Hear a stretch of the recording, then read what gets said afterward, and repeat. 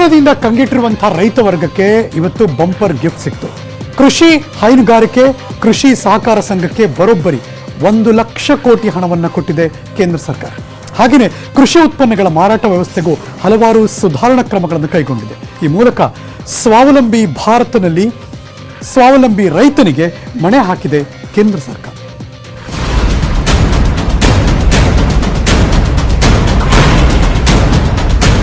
ಮೋದಿ ಅವತ್ತು ಘೋಷಿಸಿದ 20 ಲಕ್ಷ ಕೋಟಿ ಪ್ಯಾಕೇಜ್ನ ಒಂದೊಂದೇ ಅಧ್ಯಾಯಗಳು ದಿನಂಪ್ರತಿ ತೆರೆದುಕೊಳ್ತಿವೆ. ಹಣಕಾಸು ಸಚಿವೆ ನಿರ್ಮಲಾ ಸೀತಾರಾಮನ್ ವಲಯವಾರು ಹಂಚಿಕೆ ಘೋಷಣೆ ಮಾಡುತ್ತಿದ್ದಾರೆ. ಇವತ್ತು ಕೃಷಿ, ಮಾರುಕಟ್ಟೆ, ಕೃಷಿ ಸುಧಾರಣಾ ಕ್ರಮಗಳ ಬಗ್ಗೆ ವಿವರ ನೀಡಿದರು. We provide 1 lakh crore for aggregators, primary agriculture cooperative societies, farmer producer organizations which are mentioned, FPOs, storage centers, yards from where they have to do it, facilitating by procuring from the farmers and reaching out with value addition to the global markets. ಇನ್ನು ದೇಸಿ ವಸ್ತುಗಳ ಪ್ರಚಾರ ಬಳಕೆಗೆ ಮೋದಿ ಕರೆ ಕೊಟ್ಟಿದ್ದಾರೆ. Local ವಸ್ತುಗಳು ಜಾಗತಿಕ ಮಟ್ಟಕ್ಕೆ ಹೋಗಬೇಕು ಅನ್ನೋದೇ ಇವರ ಉದ್ದೇಶ. Speaking about be vocal for local. Local capacities, the local value added product can have a global outreach. Most of the products that we are aiming to deal with in this scheme will be related to health and wellness products, nutritional products, herbal products, organic products, and products which are now being used as alternatives for a healthy living. This we expect will benefit 2 lakh MFEs. Karnataka can have ragi and coarse grains, which is today considered to be the most healthiest alternative for gluten-rich wheat and rice. ಮೀನುಗಾರರಿಗೂ Modi ಸರ್ಕಾರ gift ಕೊಟ್ಟಿದೆ. ಸಮುದ್ರ ಮೀನುಗಾರಿಕೆ ಅಷ್ಟೇ ಅಲ್ಲ, ಒಳನಾಡು ಮೀನುಗಾರಿಕೆಗೂ ಆದ್ಯತೆ ನೀಡಲಾಗಿರುವುದು ವಿಶೇಷ. We expect it will give employment for about 55 lakhs of people. And it will help in doubling India's export to reach 1 lakh crores. New fishing vessels can be given for fishermen and so on. New fishing harbors can also be built. So personal boat and insurance for boats, both personal and also both can be insured. Insurance will be provided. Additional fish production of about 70 lakh tons over the next 5 years. ರೈತನ ಬದುಕಿನಲ್ಲಿ ಪ್ರಮುಖ ಪಾತ್ರ ರೈತ ಪ್ರೀತಿಯಿಂದ ತನ್ನ ಸ್ವಂತ ಮಕ್ಕಳಂತೆ ಸಾಕುವ ಪಶುಗಳು. ಈ ಪಶುಗಳ ಆರೋಗ್ಯ ಕಾಪಾಡುವ ನಿಟ್ಟಿನಲ್ಲಿ ಕೇಂದ್ರ ಸರ್ಕಾರ ಪ್ರಮುಖ ಹೆಜ್ಜೆ ಇಟ್ಟಿದೆ. Many of our animals, because they have not been vaccinated, suffered from this foot and mouth disease. 100% vaccination of all cattle, all buffalo, all sheep, all goat and pig population. Nearly 53 crore animals. India is one of the largest livestock bearing country. 1.5 crore cows and buffaloes have been tagged and they have been vaccinated. So traceability can be established. Had a commitment of over 13,000 crores from January of this year. That amount is also flowing. ಹೈನುಗಾರಿಕೆಗೆ ಒತ್ತು ನೀಡಿರುವ ಕೇಂದ್ರ ಸರ್ಕಾರ ಹೆಚ್ಚಿನ ಸಂಖ್ಯೆಯಲ್ಲಿ ಖಾಸಗಿ ಡೈರಿಗಳ ಸ್ಥಾಪನೆಗೆ ಅವಕಾಶ ಕಲ್ಪಿಸಿಕೊಟ್ಟಿದ್ದಾರೆ. 15,000 crores will be spent for dairy infrastructure. It has great potential for export, great potential within India for the market. Various items, whether it is milk or powdered milk or butter, ghee, or even any cheese varieties which we need for domestic or for international consumption. Private investment also in dairy processing, value addition, and also for cattle feed infrastructure. ಕೊರೋನಾಗೆ ಯಾವುದೇ ಔಷಧ ಇಲ್ಲ. ಆದರೆ corona ಬರದಂತೆ ತಡಿಬೇಕಿದ್ರೆ ದೇಶೀಯ ಔಷಧಗಳನ್ನ ಬಳಸಿಕೊಂಡು ರೋಗ ನಿರೋಧಕ ಶಕ್ತಿ ಹೆಚ್ಚಿಸಿಕೊಳ್ಳಬೇಕು. ಈ ನಿಟ್ಟಿನಲ್ಲಿ ಮಹತ್ವದ ನಿರ್ಧಾರ ಕೈಗೊಂಡಿರೋ ಕೇಂದ್ರ ಸರ್ಕಾರ ಔಷಧಿ ಸಸ್ಯಗಳ ಬೆಳೆಗೆ ಆದ್ಯತೆ ನೀಡಿದ್ದಾರೆ. There is a National Medicinal Plants Board. 4,000 crores of rupees is getting allocated for this purpose. This board has already supported 2.25 lakh hectares of area under cultivation for medicinal plants. To 10 lakh hectares will also be brought in for herbal cultivation in the next 2 years with an additional outlay of 4,000 crore, which is what I'm announcing now.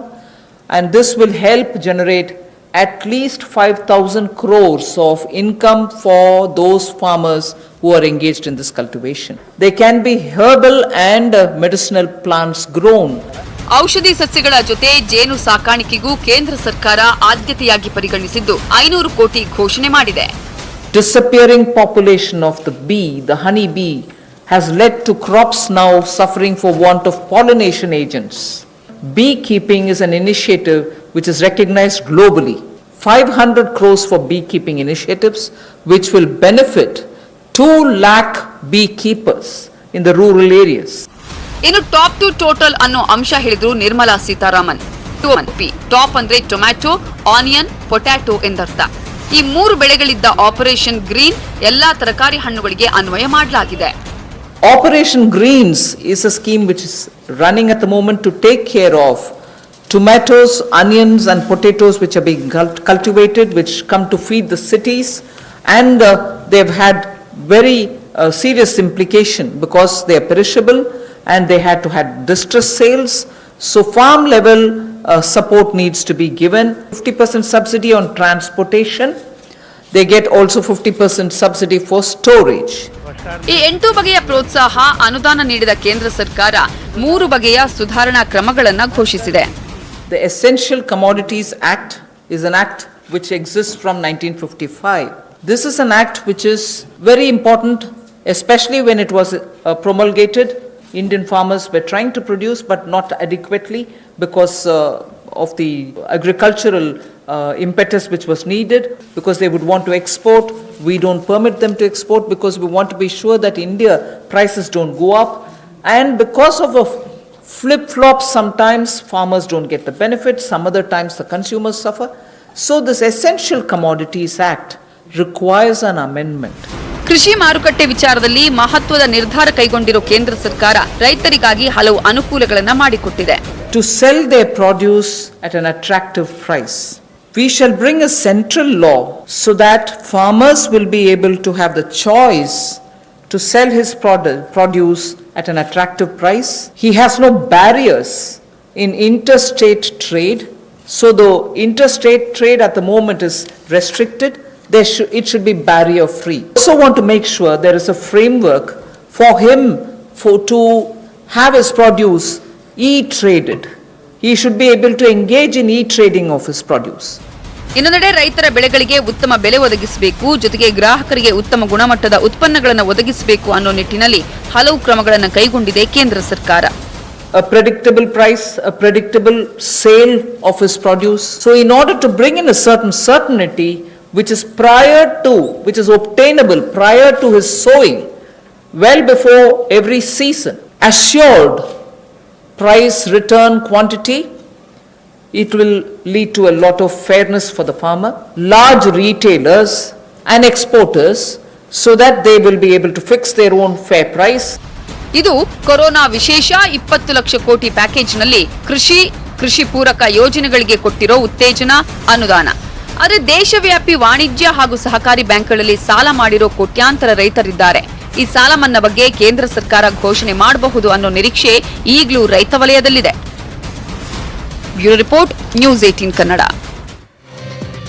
Corona ಕಷ್ಟಕಾಲದಲ್ಲಿ ಒಂದು ಕಡೆ ಕೇಂದ್ರ ಸರ್ಕಾರ 20 ಲಕ್ಷ ಕೋಟಿ ನೆರವಿನ ಹಸ್ತವನ್ನು ಚಾಚಿದ್ರೆ, ಮಗದೊಂದು ಕಡೆ ರಾಜ್ಯ ಸರ್ಕಾರ 2,272 ಕೋಟಿ ಹಣವನ್ನು 3 ಕಂತಲ್ಲಿ ಬಿಡುಗಡೆ ಮಾಡಿದೆ. ಇವತ್ತು 3ನೇ ಕಂತಲ್ಲಿ 500 ಕೋಟಿ ಹಣವನ್ನು ಬಿಡುಗಡೆ ಮಾಡಿದ್ದು ಯಾವ ವಲಯಕ್ಕೆ ಎಷ್ಟು ಅನ್ನೋದರ ಕಂಪ್ಲೀಟ್ ಡೀಟೇಲ್ ರಿಪೋರ್ಟ್ ಇಲ್ಲಿದೆ.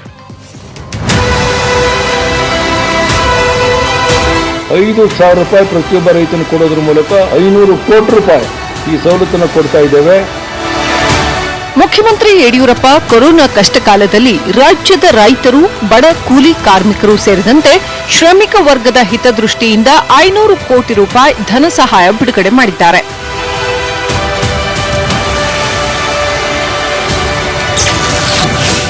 ರಾಜ್ಯ ಸರ್ಕಾರ ಈವರೆಗೆ 3 ಕಂತುಗಳಲ್ಲಿ ಒಟ್ಟು 2,272 ಕೋಟಿ ಹಣವನ್ನು ಬಿಡುಗಡೆ ಮಾಡಿದೆ.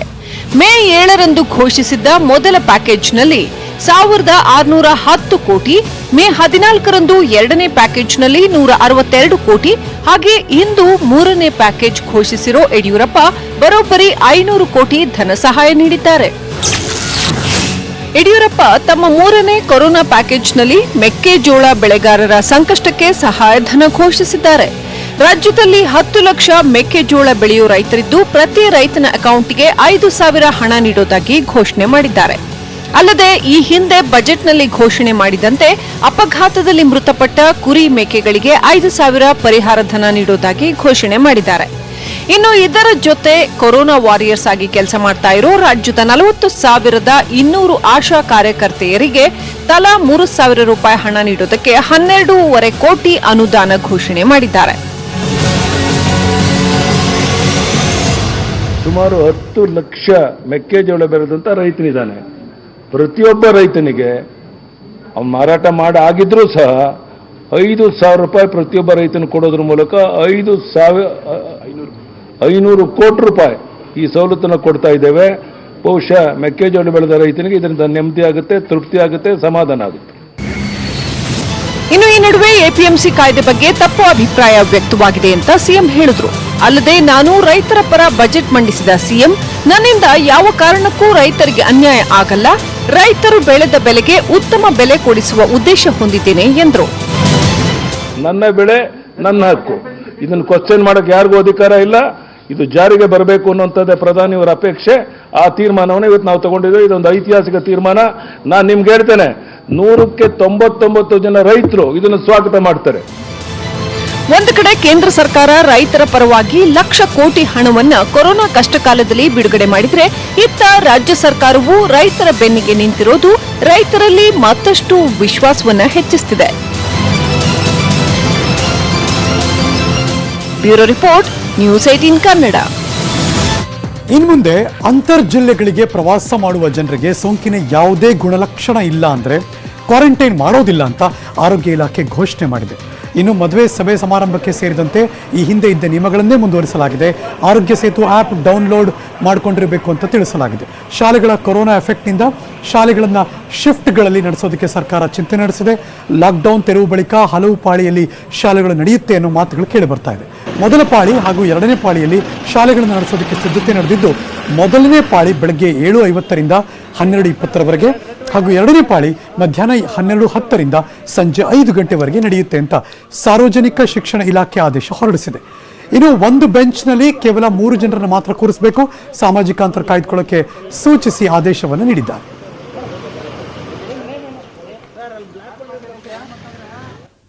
Welcome back. ರಾಜ್ಯದಲ್ಲಿ ಮತ್ತೆ ಒಂದೇ ದಿನ ಕೊರೋನಾ ಸೋಂಕು ಅರ್ಧಶತಕವನ್ನು ಬಾರಿಸಿದೆ. ಉಡುಪಿ, ಬೆಂಗಳೂರು, ಹಾಸನದಲ್ಲಿ ಸೋಂಕು ಮತ್ತೆ ಏರಿಕೆ ಆಯಿತು. ಒಂದು ಕಡೆ ಕೊರೋನಾ ರಾಜಕೀಯ ಸಮರನೂ ಜೋರಾಗ್ತಿದ್ರೆ, ಇನ್ನೊಂದು ಕಡೆ ಮೈಸೂರು ಕೊರೋನಾದಿಂದ ಸಂಪೂರ್ಣ ಮುಕ್ತವಾಗಿದೆ.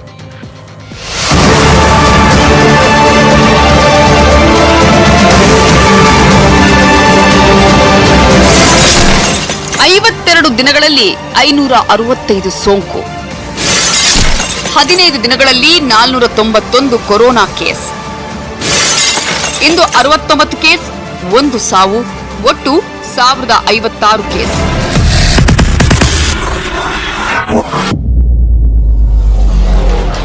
ಕರ್ನಾಟಕದಲ್ಲಿ ಕೊರೋನಾ ಸೋಂಕು ದಿನೇ ದಿನೇ ಹೆಚ್ಚಾಗ್ತಿದೆ ಅನ್ನೋದಕ್ಕೆ ಸಾಕ್ಷಿ ಈ ಲೆಕ್ಕ. ಮಾರ್ಚ್ನಿಂದ ಏಪ್ರಿಲ್ 30ರವರೆಗೆ ರಾಜ್ಯದಲ್ಲಿ 565 ಜನರಿಗೆ ಕೊರೋನಾ ಸೋಂಕು ಕಾಣಿಸಿಕೊಂಡಿತ್ತು. ಆದರೆ ಬರೀ 15 ದಿನಗಳಲ್ಲಿ ಬರೋಬ್ಬರಿ 491 ಜನರಿಗೆ ಕೊರೋನಾ ಸೋಂಕು ತಗುಲಿದೆ. 52 ದಿನಗಳಲ್ಲಿ ಕೊರೋನಾಗೆ 22 ಜನ ಮೃತಪಟ್ಟಿದ್ರೆ, 15 ದಿನಗಳಲ್ಲಿ ರಾಜ್ಯದಲ್ಲಿ ಕೊರೋನಾಗೆ 13 ಜನ ಮೃತಪಟ್ಟಿದ್ದಾರೆ. ಇಲ್ಲಿಯವರೆಗೂ ರಾಜ್ಯದಲ್ಲಿ 12 ಜನರಿಗೆ ಸೋಂಕು ತಗುಲಿದೆ. ಅಷ್ಟೇ ಅಲ್ಲ, ಬೀದರ್ನಲ್ಲಿ 12ನೇ ತಾರೀಕು ಮೃತಪಟ್ಟಿದ್ದ ವ್ಯಕ್ತಿಗೆ ಇವತ್ತು ಕೊರೋನಾ ಇರೋದು ಖಚಿತವಾಗಿದೆ. ದುಬೈಗೆ ಬೆಚ್ಚಿದ ದಕ್ಷಿಣ ಕನ್ನಡದಲ್ಲಿಂದು 15 ಕೇಸ್. ಅದೇ ದುಬೈನಿಂದ ಉಡುಪಿಯ 5 ಸೋಂಕು. ದಕ್ಷಿಣ ಕನ್ನಡದಲ್ಲಿ ಒಂದು ವಾರದಲ್ಲಿ ಒಂದೇ ಒಂದು ಕೇಸ್ ಆಗಿತ್ತು. ಆದರೆ ಮೇ 13ಕ್ಕೆ ದುಬೈನಿಂದ ಮಂಗಳೂರು ಏರ್ಪೋರ್ಟ್ಗೆ ಬಂದ ವಿಮಾನದಲ್ಲಿದ್ದವರ ಪೈಕಿ ದಕ್ಷಿಣ ಕನ್ನಡದಲ್ಲೇ ಇವತ್ತು 14 ಜನರಿಗೆ ಕೊರೋನಾ ಪಾಸಿಟಿವ್ ಬಂದಿದೆ. ಒಂದು ಮಾತ್ರ ಸಾರಿ ಕೇಸ್. ಇನ್ನು ಉಡುಪಿಯಲ್ಲಿ ಬರೀ 3 ಜನರಿಗೆ ಮಾತ್ರ ಕೊರೋನಾ ಸೋಂಕಿತ್ತು. ಆ 3 ಜನರು ಡಿಸ್ಚಾರ್ಜ್ ಆದ್ಮೇಲೆ ಕೃಷ್ಣನೂರು ನಿನ್ನೆವರೆಗೂ ನೆಮ್ಮದಿಯಾಗಿತ್ತು. ಆದ್ರೆ ಇವತ್ತು ಉಡುಪಿಯಲ್ಲಿ ಮತ್ತೆ 5 ಜನರಿಗೆ ಕೊರೋನಾ ಹಬ್ಬಿದೆ. ಒಟ್ಟು 49 ಮಂದಿಯನ್ನ ನಿಗಾದಲ್ಲಿಟ್ಟಿದ್ದು, ಕೆಲವರನ್ನ ಕೋವಿಡ್ ಆಸ್ಪತ್ರೆಗೆ ದಾಖಲಿಸಿದ್ದಾರೆ. 13/5/2020 ಏನು ದುಬೈಯಿಂದ ಏನು ಫ್ಲೈಟ್ ಬಂತು IX 384, ಆ ಫ್ಲೈಟ್ನಲ್ಲಿ ನಮ್ಮ ಜಿಲ್ಲೆಗೆ 49 ಜನ ಆಗಮಿಸಿದ್ರು. ಅದರಲ್ಲಿ 49 ಜನರಿಗೆ ಟೆಸ್ಟ್ ಮಾಡಲಿಕ್ಕೆ ನಾವು ಮಂಗಳೂರಿಗೆ ಕಳಿಸಿದ್ದೀವಿ. ಅದರಲ್ಲಿ ರಿಪೋರ್ಟು ಬಂದಿದೆ. ಅದರಲ್ಲಿ 5 ಜನರಿಗೆ ಪಾಸಿಟಿವ್ ಇದೆ ಅಂತ ರಿಪೋರ್ಟ್ ಬಂದಿದೆ. ಅದರಲ್ಲಿ 3 ಜನ ಮೇಲ್ ಮತ್ತು 2 ಜನ ಫಿಮೇಲು. ಈಗಾಗಲೇ ನಾವು ಆರೋಗ್ಯ ಇಲಾಖೆ ಅಧಿಕಾರಿಗಳ ಎಲ್ಲರ ಸಭೆಯನ್ನು ಮಾಡಿದ್ದೇವೆ. ತಕ್ಷಣ ಅವರನ್ನು ಕೋವಿಡ್ ಆಸ್ಪತ್ರೆಗೆ, TMFI ಆಸ್ಪತ್ರೆಗೆ ಶಿಫ್ಟ್ ಮಾಡಬೇಕು. ಅವ್ರಿಗೆ ಟ್ರೀಟ್ಮೆಂಟ್ ತಕ್ಷಣ ಪ್ರಾರಂಭ ಮಾಡಬೇಕಂತ ಸೂಚನೆಯನ್ನು ಕೊಟ್ಟಿದ್ದೀವಿ. ಮುಂಬೈ ನಂಟಿಗೆ ಮಂಡ್ಯದಲ್ಲಿ ನಡುಕ. ಇಂದು 13, ಒಟ್ಟು 49ಕ್ಕೇರಿದ ಸೋಂಕು. ಮಂಡ್ಯದಲ್ಲಿ ಎಲ್ಲ ತಣ್ಣಗಾಯ್ತು ಅನ್ನೋವಾಗಲೇ ಮುಂಬೈನಿಂದ ಬಂದವರ ಪೈಕಿ ಇವತ್ತು ಒಂದೇ ದಿನ 13 ಜನರಿಗೆ ಕೊರೋನಾ ಇರೋದು ಕನ್ಫರ್ಮ್ ಆಗಿದೆ. ನಿನ್ನೆ 3 ಕೇಸ್ ಜೊತೆಗೆ ಇವತ್ತು 13 ಜನ ಮುಂಬೈನಿಂದ ವಾಪಸ್ ಬಂದಿದ್ರು. ಈಗ ಎಲ್ಲರನ್ನ ಆಸ್ಪತ್ರೆಗೆ ಶಿಫ್ಟ್ ಮಾಡಲಾಗಿದೆ. ಮಂಡ್ಯದಲ್ಲಿ ಒಟ್ಟು 49 ಕೇಸ್ ಆಗಿದ್ದು 30 ಜನ ಆಸ್ಪತ್ರೆಯಲ್ಲೇ ಇದ್ದಾರೆ. ಪೇಷಂಟ್ ನಂಬರ್ 653 ಅಂದ್ರೆ ಆರೋಗ್ಯ ಇಲಾಖೆಗೂ ಭಯ. ಪೇಷಂಟ್ ನಂಬರ್ 653 ಈ ರೋಗಿ ಮೂಲತಃ ಶಿವಾಜಿನಗರದವರಾಗಿದ್ದು ಇವರೊಬ್ಬರಿಂದ ಇವತ್ತು 11 ಜನರಿಗೆ ಕೊರೋನಾ ಬಂದಿದೆ. ಇವರೊಬ್ಬರಿಂದ ಬರೋಬ್ಬರಿ ಇದುವರೆಗೂ 15 ಜನರಿಗೆ ಕೊರೋನಾ ಅಂಟಿದ್ದು ಇನ್ನೆಷ್ಟು ಜನರಿಗೆ ಹೆಮ್ಮಾರಿಯನ್ನ ಹಬ್ಬಿಸಿದ್ದಾರೋ ಅನ್ನೋ ಆತಂಕ ಆರೋಗ್ಯ ಇಲಾಖೆ ಬಿಬಿಎಂಪಿಯದ್ದು. ಬೀದರ್ನಲ್ಲಿ ಮತ್ತೆ 7 ಕೊರೋನಾ ಗೋಳು. ಹಾಸನದಲ್ಲಿ 7 ಕೇಸ್ ಬೆನ್ನಲ್ಲೇ ಪಾಲಿಟಿಕ್ಸ್. ಬೀದರಲ್ಲಿ ಇವತ್ತು 7 ಪ್ರಕರಣ ದಾಖಲಾಗಿದ್ದು ಒಬ್ಬೊಬ್ಬರದ್ದು ಒಂದೊಂದು ಟ್ರಾವೆಲ್ ಹಿಸ್ಟರಿ ಇದೆ. ಆದರೆ ಹಾಸನದಲ್ಲಿ ಹಾಗಾಗಿಲ್ಲ. ಹಾಸನದಲ್ಲಿ ಇವತ್ತು 7 ಕೇಸ್ ಆಗಿದ್ದು 7 ಜನರು ಮುಂಬೈನಿಂದಲೇ ಬಂದವರು. ಇನ್ನು ಸೋಂಕಿತರ ಸಂಖ್ಯೆ 16ಕ್ಕೆ ಏರಿಕೆ ಆಗ್ತಿದ್ದಂತೆ ಹಾಸನದಲ್ಲಿ ಇವತ್ತು ರಾಜಕೀಯ ಶುರುವಾಯಿತು. ಉಸ್ತುವಾರಿ ಸಚಿವ ಮಾಧುಸ್ವಾಮಿ ನೇತೃತ್ವದಲ್ಲಿ ಸಭೆನೂ ಆಯಿತು. ಸಭೆಯಲ್ಲಿ ಆಗಿದ್ದಿಷ್ಟು.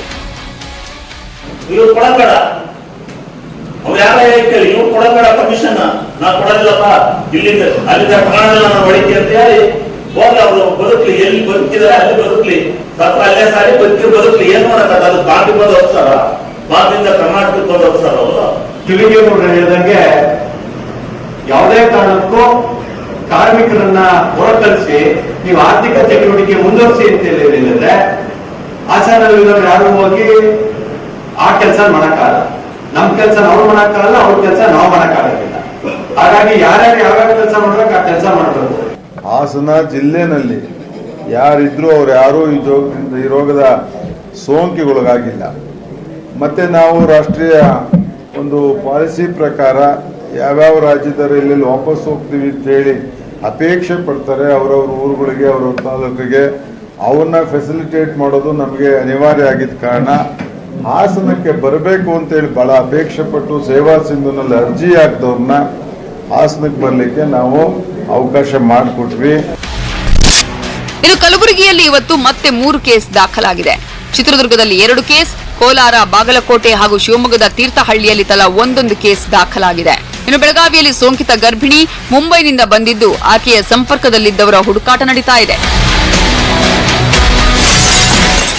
ಮೈಸೂರು ಜಿಲ್ಲೆ ಸಂಪೂರ್ಣ ಕೊರೋನಾ ಮುಕ್ತ.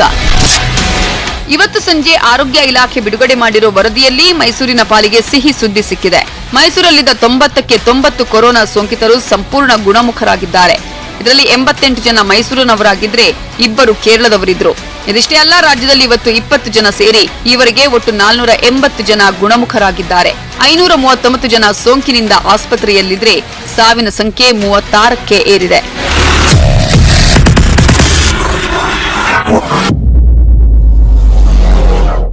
Bureau report, news 18 Kannada. ಈ ಕ್ಷಣ ನಿಮ್ಮೆಲ್ಲರ ಗಮನಕ್ಕೆ ಕೊಡೋದಾದ್ರೆ ಕೋಲಾರದಲ್ಲೂ ಕೂಡ ತಬ್ಲಿಗಿ ನಂಟು ಶುರುವಾಗ್ತಿದೆ ಅಂತ ಗೊತ್ತಾಗಿದೆ. ಅದರ ರಿಸಲ್ಟ್ ನಾಳೆ ಬರಬೇಕು. Let's wait and watch Kolar ಏನಾಗುತ್ತೆ ಅಂತ. ಈ ನಡುವೆ ಡಾಕ್ಟರ್ ಸುಧಾಕರ್ ಈ ಕೊರೋನಾ ಬಗ್ಗೆ ಮಾತಾಡಿದ್ದಾರೆ. ಬನ್ನಿ ಏನು ಮಾತಾಡಿದ್ದಾರೆ ಕೇಳೋಣ. ನಾವು ಲಾಕ್ಡೌನ್ ರಿಲೀಸ್ ಮಾಡಿರೋದು ಗೊತ್ತಿದೆ ತಮಗೆ. 3ನೇ ಹಂತದ ಲಾಕ್ಡೌನ್ ರಿಲೀಸ್ ಆದಮೇಲೆ 4ನೇ ಹಂತಕ್ಕೆ ಬಂದಿದ್ದೀವಿ. ಈಗ 4ನೇ ಸ್ಟೇಜ್ನ ಲಾಕ್ಡೌನ್ ರಿಲೀಸು. ಅದರಲ್ಲಿ ಕೂಡ ವಿದೇಶಗಳಿಂದ ಕೂಡ ಇವತ್ತು ನಮ್ಮವರನ್ನ ಕರೆಸ್ತಾ ಇರುವಂಥದ್ದು. ಅದೇ ರೀತಿ ಹೊರ ರಾಜ್ಯಗಳಿಂದ ಕೂಡ ನಮ್ಮ ಜನರು ಮರಳಿ ರಾಜ್ಯಕ್ಕೆ ಬರ್ತಾ ಇದ್ದಾರೆ. ಯಾವ ರಾಜ್ಯಗಳಲ್ಲಿ, ಯಾವ ದೇಶಗಳಲ್ಲಿ ಸೋಂಕು ಹೆಚ್ಚಿದೆ ಅಂಥ ದೇಶಗಳು, ಅಂಥ ರಾಜ್ಯಗಳಿಂದ ಕೂಡ ಬರ್ತಾ ಇದ್ದಾರೆ. ಹಾಗಾಗಿ ಸ್ವಾಭಾವಿಕವಾಗಿ ಸಂಖ್ಯೆ ಖಂಡಿತವಾಗಿಯೂ ಹೆಚ್ಚಾಗಿದೆ. ವೈರಾಣು ಏನು ತಕ್ಷಣ ಹೋಗುವಂಥದ್ದಲ್ಲ. ಇದು ಶಾಶ್ವತವಾಗಿ ಇಲ್ಲೇ ಉಳಿಯುವಂಥದ್ದು ಅಂತ ಕೂಡ ನಿನ್ನೆ ಬಣ್ಣಿಸಿದ್ದಾರೆ ಅವರು. ಹಾಗಾಗಿ ಅದು ವೈರಾಣು ಶಾಶ್ವತವಾಗಿ ಇಲ್ಲೇ ಇರುತ್ತೆ ಅನ್ನೋದಾದ್ರೆ ಅದರ ಜೊತೆಗೆ ನಾವು ಕೂಡ ಇರೋವಂಥದ್ದನ್ನು ನಾವು ಕಲಿಬೇಕಾಗ್ತದೆ. ಅದರಿಂದ ಯಾವ ರೀತಿ ದೂರ ಇರಬೇಕು ಅನ್ನೋದ್ರ ಬಗ್ಗೆ ಶುಚಿತ್ವದ ಕಡೆ ನಾವು ಹೆಚ್ಚು ಗಮನವನ್ನು ವಹಿಸಬೇಕಾಗ್ತದೆ. ಕ್ಷಣಕ್ಕೆ ಆಕ್ಟಿವ್ ಕೇಸಸ್ 51,401. ಈ ಭಾರತದ ಸೋಂಕಿನ ಟೋಟಲ್ ಇದೆಯಲ್ಲ 83,000 ಅಂತ, ಇದು ಚೀನಾವನ್ನು ಮೀರಿಸ್ಬಿಡ್ತು ಈ ಕ್ಷಣಕ್ಕೆ. ಇನ್ನು ಮಹಾರಾಷ್ಟ್ರದಲ್ಲಿ 27,500, ಗುಜರಾತ್ನಲ್ಲಿ 9,500, ನವದೆಹಲಿಯಲ್ಲಿ 8,500 ಹತ್ತತ್ರ ಬಂದರು. ತಮಿಳುನಾಡಲ್ಲಿ ಸೋಂಕಿನ ಸಂಖ್ಯೆ 9,500 ಹತ್ತತ್ರ ಇದ್ದಾರೆ. ಇನ್ನು ಸಾವಿರ ಸಂಖ್ಯೆ ಮಹಾರಾಷ್ಟ್ರ 1,000 ದಾಟಾಯಿತು. ಗುಜರಾತಿನ 586, ಮಧ್ಯಪ್ರದೇಶದಲ್ಲಿ 237, ಪಶ್ಚಿಮ ಬಂಗಾಳದಲ್ಲಿ 215.